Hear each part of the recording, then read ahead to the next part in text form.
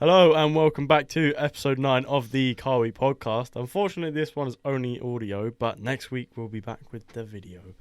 Connor's starting us off with motorsport. Yeah, last weekend there was the F1 Grand Prix in Japan at Suzuka.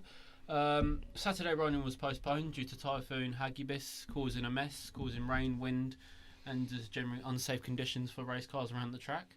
So most of the racing was done on Friday with FP1 and FP2 and qualifying being moved to Sunday. However, if qualifying wasn't able to run on Sunday due to the track being prepared for the race, they was going to put the FP2 results as the qualifying results. Yeah. So luckily they did qualifying. Not a lot happened really, just your average qualifying, other than Robert Kubica and Kevin Magnussen just having a bit of a shunt, but both cars being repaired and out for the race later on in the afternoon.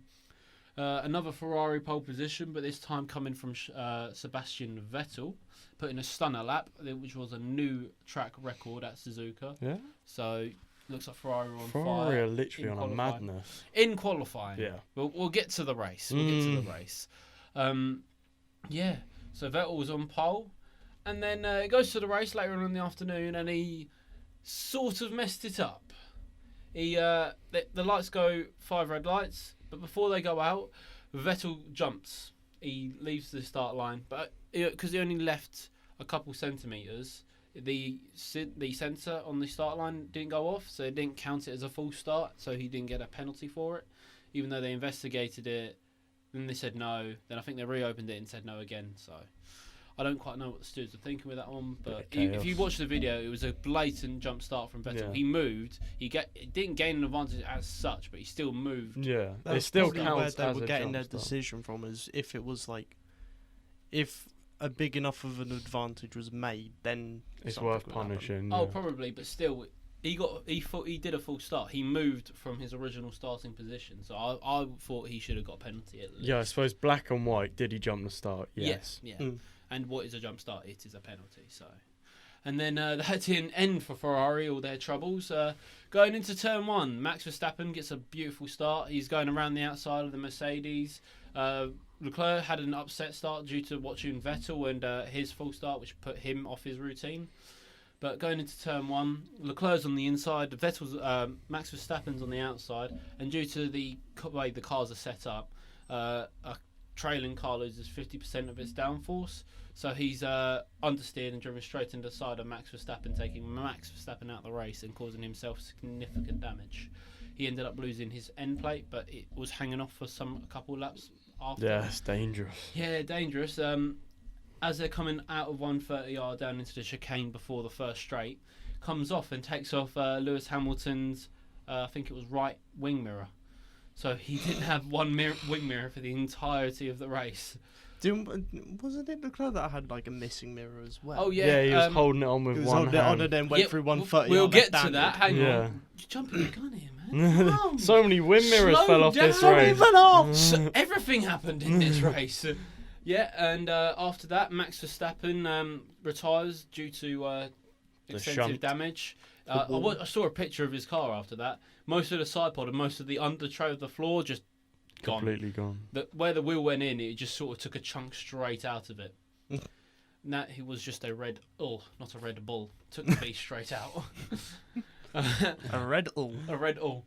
And then that's when Leclerc started his charge through the field due to having to pit for a new front wing because he lost his end plate. Then after that, we had Albon and Norris having a bit of a coming together going into the final chicane.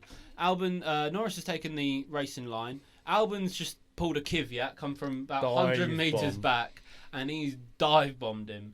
He hasn't even tried to make the corner. He's just taken him straight out, causing Norris to use a bit of the runoff area and just carry on going, and Albon just went past. I don't think he got a penalty for it. He got away with it. But don't worry, Norris got his own back in the post-race interviews and everything. We're in Parc Ferme. Albon's doing an interview with, I don't know which news company, but Norris comes up and he's having a chat with him because they're mates that were just laughing and joking about it. He's like, "You messed me up. I was going to pit that time," and they both start laughing. As Norris goes to walk away, just shoulder barges him straight over. Oh. So he did get his own back on that. Good on him, yeah. But as we'll come to now, you guys were saying earlier, Charles Leclerc, he also lost a wing mirror. I think some of the debris hit one of his mirrors. caused it to loosen up, and then the vibrations to travel around the track just caused the actual mirror itself to fall out.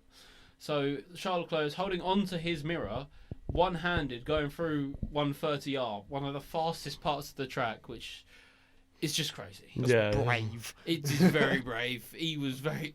I can't believe he didn't lose control of the car, considering he was one-handed through the fastest section of the circuit. But it was just a great sight to see. You just see him with his right hand, not even his left hand, where the wing mirror fell off. He's just put his right hand over and gone to grab the mirror and just hold it into place. And you're like... The fact that you can even steer the car with one hand, let alone hold the wing. It was crazy. It was a great sight to see. Then we had a bit of a lull. All the leaders were just overtaking each other during the pit stops because most people were doing a 2-stop race or a 3-stop race because no one really had good information on tyre degradation or tyre wear. So Bottas, Vettel and Hamilton just kept trading the lead every now and then whenever the next one would pit. Mm-hmm. And, ultimately, Bottas came out on top because he had more gap to everyone else. And on the final lap of the race, or what was meant to be the final lap of the race, going into turn 1, we had a little shunt between Sergio Perez and Pierre Gasly. Sergio Perez has gone around the outside of Gasly. He's kept his foot in, so's Gasly, and they just ended up having to come together, and Perez ended up in the wall in turn 1. On the last lap. What was in meant to be the what was meant to be the last lap. But we'll get to that now, actually. What happened was, with this last lap, and Perez actually scoring points when he got taken out and didn't finish, a problem happened with the checker flag. It came out on lap 52 and not lap 53.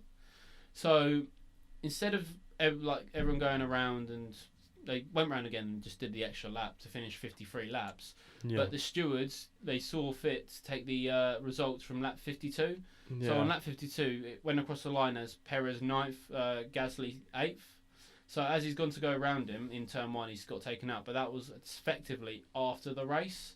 Yeah, technically, the way that they timed it. The way that they took the times and the results, he finished the race. So him being taken out was a minor inconvenience, but he finished. Yeah.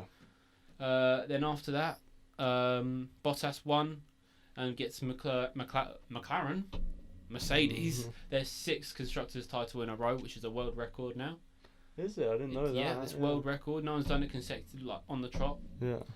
Then Albon finishes 4th, his best finish ever. And I'd just like to point out a fact. I saw a graphic earlier on Instagram of his previous results. It goes 6th, 5th, Japan 4th. Is he going to get a podium next race? I don't know. Mexico, Red Bull were great last time. I mean, Max Verstappen and Daniel Ricciardo had a great result at Mexico last time. So, and don't get me wrong, those are good results. But when you add in Albon's situation this season, first season in F1, amazing. Into a Red Bull in his first season, he's doing great. And then everyone's favourite smooth operator Carlos Sainz coming home in 5th. Keeping Leclerc at bay, but not being able to catch Albon. Promotes him to 6th in the drivers' standings. Oh, yeah? Yeah. But I saw an interesting fact about that as well. No driver from any of the other teams, not Red Bull, Mercedes or Ferrari, have finished in the top 6 in the turbo hybrid era, really. So if Sainz holds on, because of the whole Gasly Albon... Yeah, I was going to say, is that from the Red Bull? That's from the Red Bull palaver. If Sainz holds on and keeps Albon at bay, he will finish 6th, and that'll be the first time for the past 5 years or so that a midfield team has finished in the top 6 in the drivers' standings, which I think is quite good on him. I'm rooting for him. Yeah, and then we'll get to Renault. They had not the best start to the weekend. They qualified I think it was 16th and 17th. So not. You don't want to see that, do you? No. But then from great racing and great strategy from Renault, Daniel Ricciardo finished 6th and Nico Hülkenberg finished 10th. Double points finish from 16th and 17th on the grid. Amazing. It's a great feat by Renault. But then to cut that short, after the Racing Point, they have now lodged a complaint in against Renault. Oh, yeah, I saw that, yeah. I didn't know too much about it, but after doing a little bit of research, apparently what Racing Point have said, that well, let me get into this. Let me start from the beginning. From this. Yeah. During the race, a driver is allowed to adjust their brake bias manually with controls on the steering wheel. Yeah. What Renault have done, they've made it electronically controlled, and what I think they've also done is they put pre-settings into it. So throughout the race, it updates itself through the corners for what it thinks you need. instead of the manual. Obviously, I think you can overload that manually for what you actually think you need, but it was set like presets. So for 130R, it might be this brake bias, or going into Degner 1, Degner 2, it's this brake bias setting. Apparently, that's not allowed. You're only allowed the manual changing. Yeah. So Racing Point have lodged the complaint in against Renault. Renault.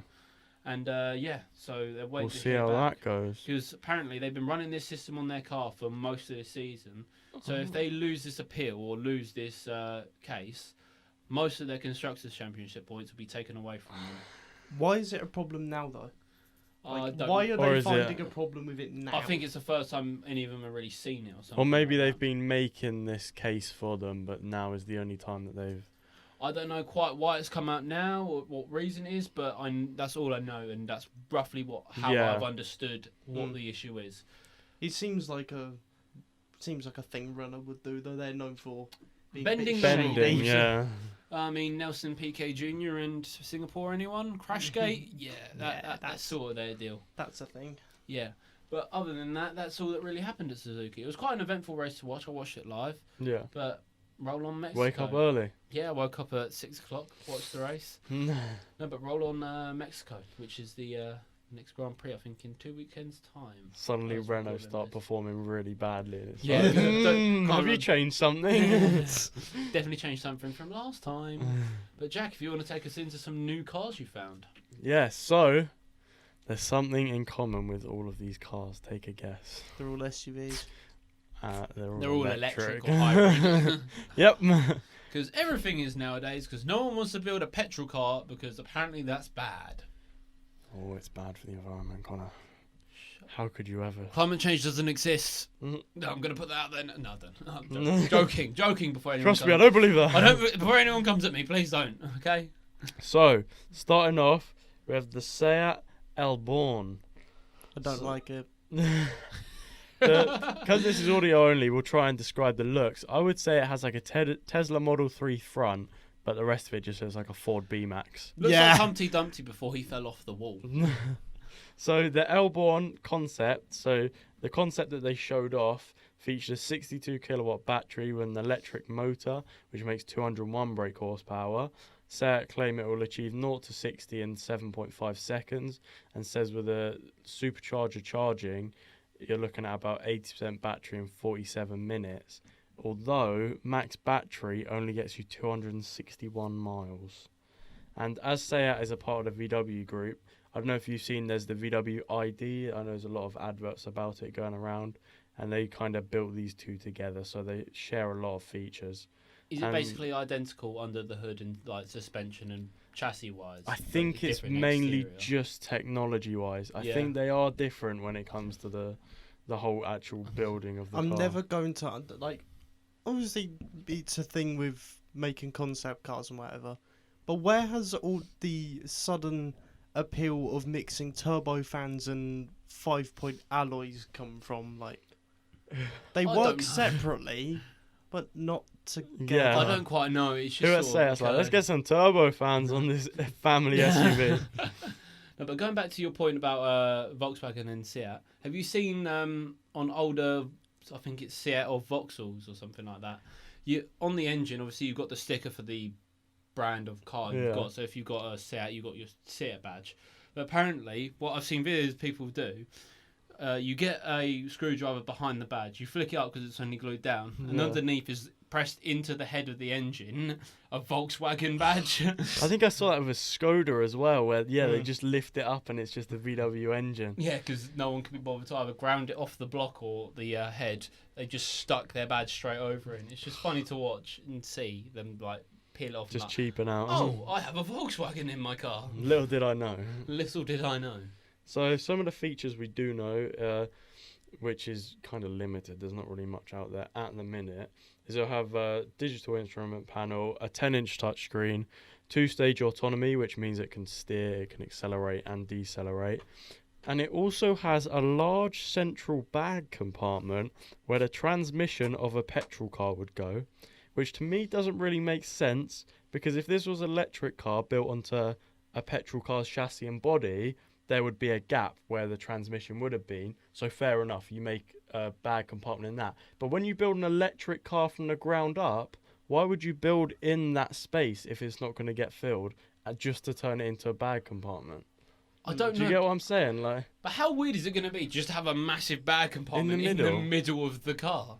But like, why would you deliberately put a space where there would be a transmission to go, oh, there's no transmission, so let's turn it into a bag? I think that's why, though, because they want to try and be like, oh, yeah, because this car's electric. We don't have to have a transmission, so we can put a bag here. I think that's the only reason they sort of done it. But it makes no sense, and it's just a stupid thing to do. Space. It is a waste of space. So looks-wise, the front looks... the back, I think, looks alright. The back looks alright. It's quite aggressive. It sort of looks flat at the front. The interior is just kind of like... It looks like someone's already crashed it. Yeah. But that moves us on to the next car, which is the Peugeot 508 Sport Engineered Concept. So this has quite an interesting hybrid system. Yeah, no, it's a bit long-winded. So the latest concept is powered by a 197 brake horsepower, 1.6 litre, 4-cylinder turbocharged pure tech petrol engine. And then that is supported by 2 electric motors, a 107 brake horsepower unit for the front axle, and a 200 brake horsepower motor for the rear axle. So the combined total power output is 500 brake horsepower. But because the actual power sources of the car can't deliver their peak outputs all at the same time, they expect the real world maximum to be about 400. However, the story doesn't actually end there, because it'll arrive by the end of 2020 and will keep that powertrain. This is the actual one, but the power output will be toned down. And this is a quote, it will be toned down to a combined figure of around 350 brake horsepower, and that's according to Peugeot's head of brand strategy of concept cars. All I'm getting there is they don't know what the hell they're building. They don't know what the hell it's even going to do. Yeah, it's just sort of... We built a car that has 500 brake horsepower, but it can't do 500. So we're going to say it can do about 400. But then we can't have it at 400. So you're going to have it at 300. Yes. So what can it do? Can it do 500 or can it do 350? Make your bloody minds up. They've made a sports car, given it a lot of power, and just sucked all the power back out of it. They've literally just done this. It's like, oh yeah, have all the power. Oh, actually no, can we have that bit back, please? Let's take some back. So 0-60 in 4.3 seconds, which is kind of becoming the norm with these electric cars. Were they that quick, and they off the acceleration? Yeah, it's just especially when it's got that 4-wheel drive hybrid system. Yeah, it's just the instancy of the electric to the motors. You can just do that straight away. But again, the front I'm not the biggest fan of. The back is decent. Do you know what it reminds me of the back of a Skoda Octavia VRS? Yeah. If you see what I mean. It doesn't look bad, but it just looks your average for like that town car. Yeah. I think the interior is quite nice. Interior? Is that sort of like a double dash the way they've stacked it up? Yeah. For audio listeners, they've got behind the steering wheel. I don't know quite what's going to go there. There's just a heads-up display, and then one next to it in the center console in the middle, and then above the screen you've got behind your steering wheel. It's like another layer of dashboard. Yeah, you've got another layer of dashboard with your actual dials on it for your speed, your revs, and everything else. It's like a Fiat multipla of dashboards. I don't quite... It's not like they got the ×2 card out of Uno and just slapped it on the dash. Let's have another one. Just ×2, please. So next, we have the Ford Mach-E. We have lights on the screen, that's all we can see. Yes. So this is the first picture that Ford actually released of it. So Ford has revealed that it has an up-and-coming Mustang-based electric SUV. How many Americans are very unhappy? Mustang and SUV and electric isn't really a sentence that makes sense to me. We've got a Mustang SUV electric thing. Do you reckon they were like, Okay. how can we make people buy an SUV? Let's just slap a Mustang front and back on It's it. going to have like a Cobra badge on the front and then just electric motors every way around, and an it's going to be an SUV. Yeah, so stats-wise, 370 miles of range on a single charge. And it is expected to be called the Mach-E. And they're going to release it The later Mach-Es? this year. No, like, how do you say? I'm not American. You know, like there's the It wouldn't old surprise me if Mustang. it was called Mach-Es. The Mustang, like, Mach 1 or whatever. I don't. Yeah, but it's not. It's like MACH. Oh, Mach all- 1's are I like think- faster than... Yeah. I know. All what the you mean. American something. people are cringing. We're sorry. We're Well- sorry that you like your fast food as well. Well, actually, if they spoke English the right way, we wouldn't have this confusing issue. Use the language that we gave you properly. Oh Jesus! Oh Jesus! There go the American audience. What American audience is fine. Don't worry about it. So everything is quite tight-lipped around this new car, but some specs have been chucked out. It's expected to do a sub 4-second 0 to 60, and it's also expected to be able to charge 80% in half an hour. So what you're telling me is like every other electric car, really fast, but then also has a charging time of nearly an hour. Yeah. But this So is basically not alright, but worth it's it. Still... It's not worth it at all. Well, and it'll probably cost so much, won't it? This car just reminds me of Confused Screaming. It doesn't Yeah. know what it wants to be. It's an electric car, it's an SUV, it's Just- a Mustang. yeah. Make your mind up. Well, it's described by Ford as a global, all-electric Mustang-inspired performance utility. Confused Super Screaming, useless Confused vehicle. Screaming, Yeah. Confused Screaming. Although they did trademark the Mach-E and Mach-E, so that's why we presume putting 2 and 2 together, this is going to be called the Mach-E. But we only have one official photo from Ford, which I wish we could show on the video. Actually, we'll show it on the video. But for audio listeners, it's literally just a picture of the back with 2 lights. But it does have the original Mustang backlights, and then these are some renders that other ones have done. So It literally just looks like what's SUV about that? It just looks like, okay, that looks like an SUV. Okay, I'll shut up now. it's just like a C-Max, but with a Mustang front with the big open grille, and the back with that kind of back Does with that the remind you of a 6 Nissan headlights. Juke? It does a Yes. bit, yeah. And it's got the diffuser and the Yeah. dual exhausts from there. Yeah, I don't think I'd like that if they made it like that. If it was like more Mustang inside and had like bigger bonnet, like sort of like that, I'd take that. Yeah. I don't know what. 'Cause that looks a bit- That looks a bit like a Jaguar. Yeah. Like the F-Pace. Mm. But I mean, time will tell. It's expected to be released at the end of 2019 and be in production, so you can buy one 2020 if that's what you're into. A To be fair, if it looks Mustang like electric that, SUV. It doesn't look too bad. I know all the slating we've done, but I don't know. it's still a Mustang SUV electric I vehicle. don't Just know if it goes together. none of it makes sense, does it? Mm. No. I mean, who knows what? They're probably just trying to break into the electric market, and they're like, the Mustang is something that we know everyone loves, so just slap Thing the is- front of it on. It will never work because everyone knows a Mustang as an American V8 muscle car. It will never work if you try and breach like a European electric market, will it? Yeah. Yeah, you just can't mix the two. It's not going to work. Mm. But that's it for the 3 new electric cars. Great. Now for some car debate on some cars that, to me, are very exciting because all of them are cars that I like very much. I was going to say apart from one of them, but I'm a big fan of. No! No. This is already going to be very biased. And we'll let you figure out as the car debate goes on which one I dislike immensely. So I'm Don't coming let it in spoil with the. Well, these are 2019 hot hatchbacks. Thank you.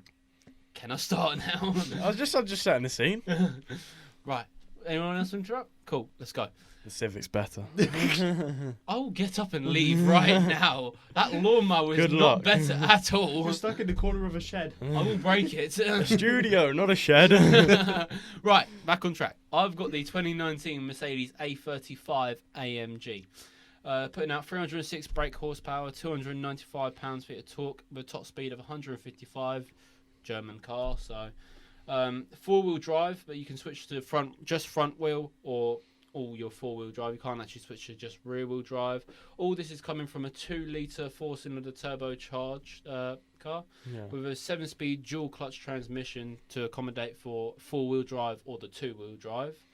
Does a 0 to 60 in 4.7 seconds, and if you're looking to buy one of these, it's probably about £35,000. Yeah. So, still Mercedes high pricing, but you're getting an A35 AMG, and it looks amazing, and the stats on the car are top. Some bells and whistles on it. It's got aerodynamic side skirts, front and rear bumpers, and a rear wing and diffuser. Upgraded brakes just on the standard package. 5 selections of driving mode, which includes slippery mode, so you can do a little bit of drifting. Then obviously your comfort plus, sport plus, and everything like that. Keyless ignition, 2-zone climate control, a 7-inch touchscreen heads-up display, and instead of rubber bushes and rubber ball joints in the suspension, it makes use of uni balls to improve suspension performance. So it's more solid, more rigid, and will just improve power distribution and weight distribution across all the axles. Oh, fancy! So coming in with the A-Class. I mean, look at them seats as well. Them racing seats as well. Come on. Same as every other AMG. Okay, bugger off. But they are very nice. I'm not going to dispute that. I think they look amazing. Jack, what do you got? I have the Volkswagen Golf R Line 2019. This is, I think, a car we're all quite familiar with. So, starting specs-wise, the Golf R has VW's 4-cylinder 2-litre TSI engine, produces 288 brake horsepower and 280 pounds-foot of torque.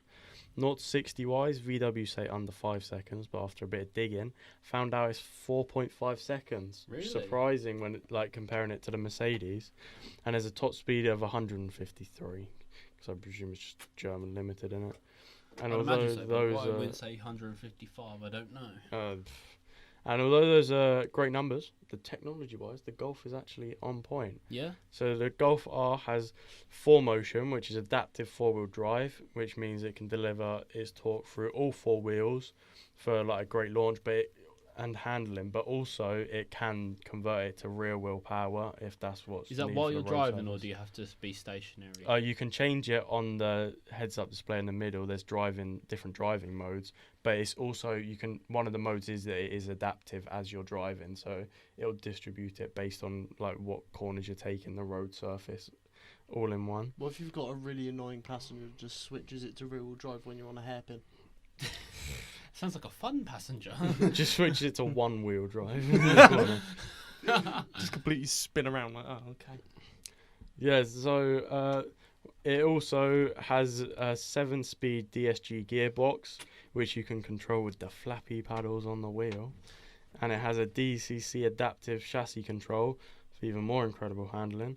Bells and whistles wise, everything you'd expect. Digital cockpit, 8-inch touchscreen, as well as LED headlights, front adaptive lighting, dual exhaust with quad tips, 19-inch machined alloys, amazing sport seats with the R logo, carbon accents all around, adaptive cruise control, and a cheeky rear view camera that comes out the badge at the back.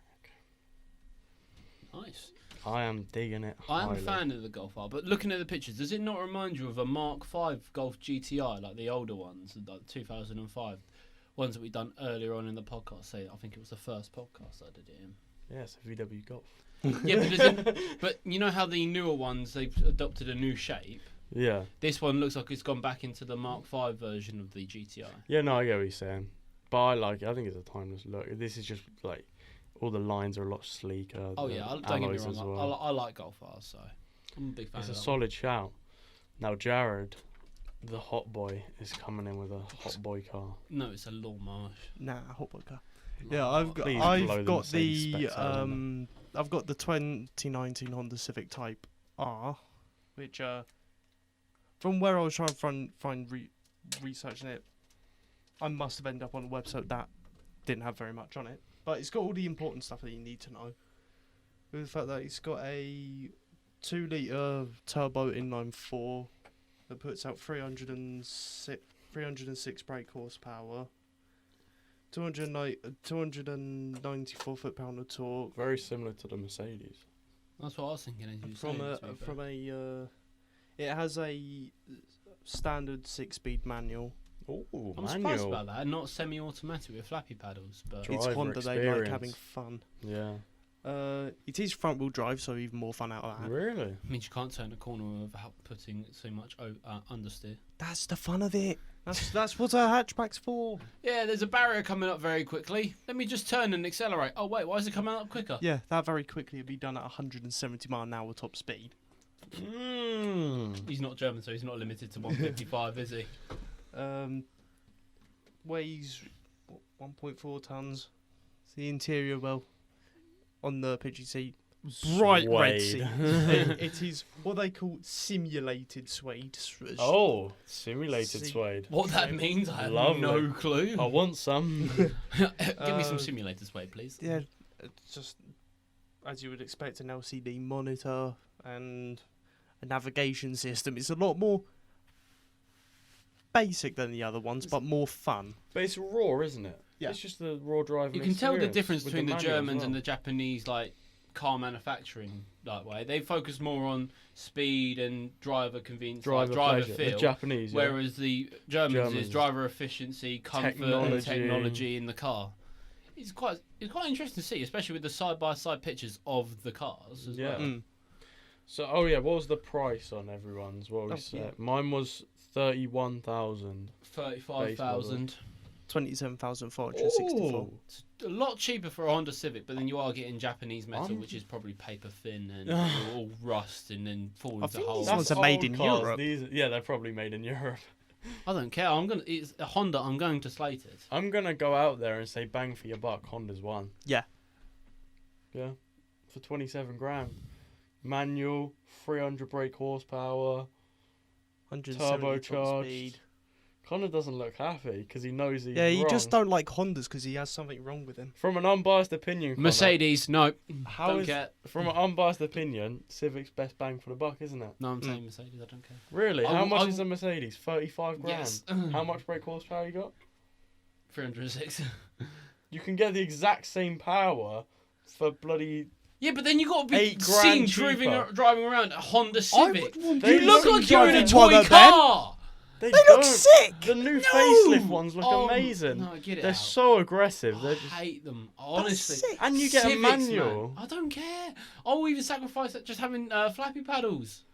I do not like it at all. That's more fun. Okay, let's go for the vote. Say aye if you think the Civic's best bang for the buck. Aye. Yeah, okay, I know I'm going to lose. It's 2-1. I'm never going to win this. But I'm going to get my point across here. The car, I just do not like it. How can you not see? Yeah, but whether you like it or not, take that out the picture and just focus on specs wise. What is the best? Okay, yeah, Bang it's for cheaper buck. and you get the same horsepower, but you have to drive that thing. No, Well, I I'd don't happily see anything drive wrong that. with I it. hate that thing. It just looks like a toy. It doesn't look like. This is yeah, but we're not discussing luxury. This is a hot I hatchbacks. know. Hot hatchbacks are toys. They're just for driving experience to throw around and look aggressive. Or you could buy like a Golf or a Mercedes and you look semi-decent having fun in your hot hatchback. Yeah, but there's so much technology in the Mercedes. I like I want technology. raw driving power. I like technology and I like the raw driving power, but That sounds like a Civic because it's got the best of both worlds. no, it doesn't. Okay, so what's next then? You've What- won, okay, yeah, No. sure. Bugger off. What? Okay, the age old. What would you buy tomorrow? Civic.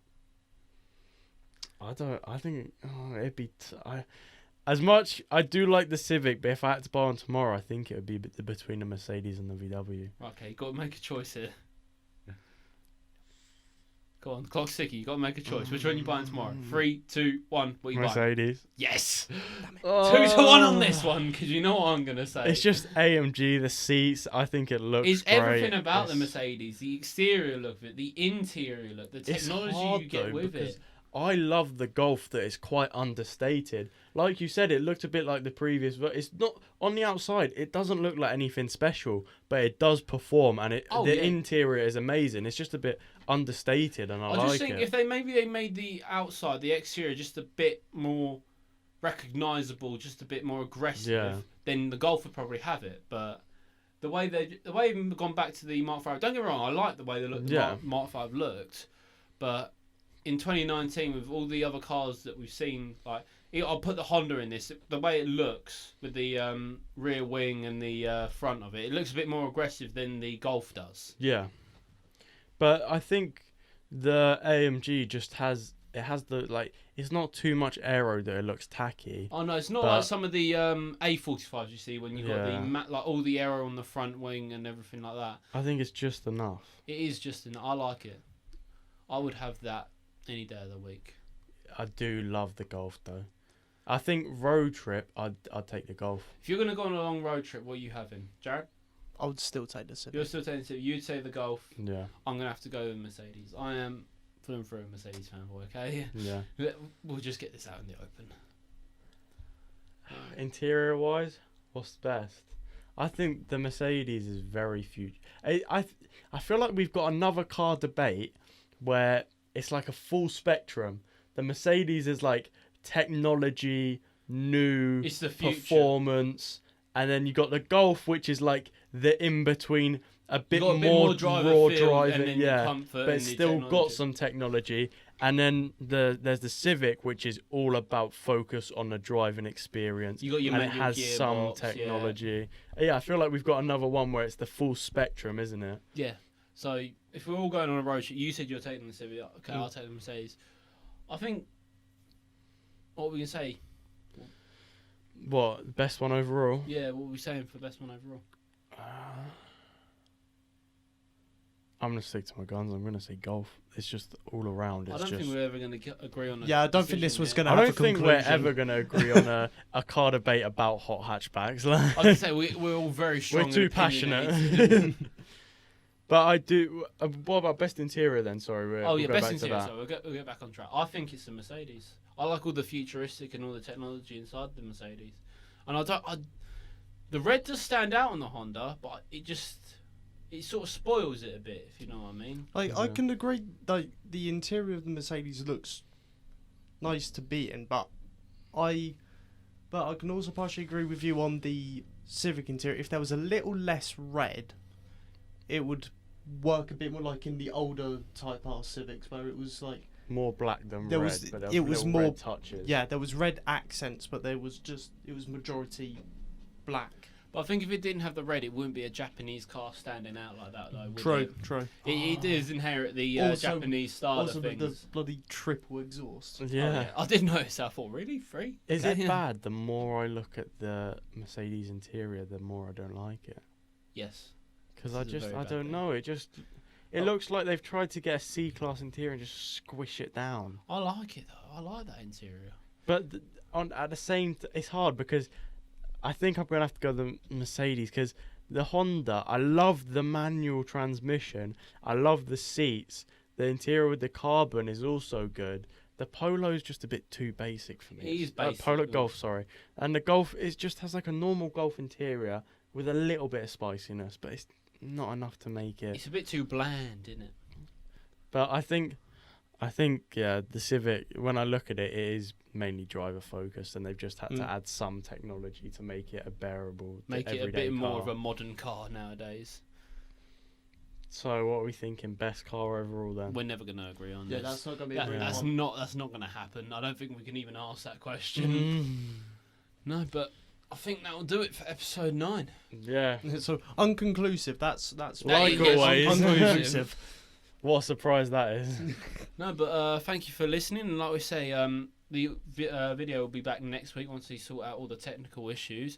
But if you want to rate us on whatever podcast platform you're listening on, whether it's Spotify, iTunes, Google Play, it really helps everything. If you want to leave a comment of what you want to see next or what you think we can improve on, leave that. It really helps us out. And also subscribe if you're on iTunes or any other platform. Yeah. Thank you for listening. Yeah, follow us on all the other Oh platforms. yeah, sorry. Follow us but on yeah. Twitter and Instagram at Carweekpodcast. Thank you very much. Thank you very much. Bye. See ya.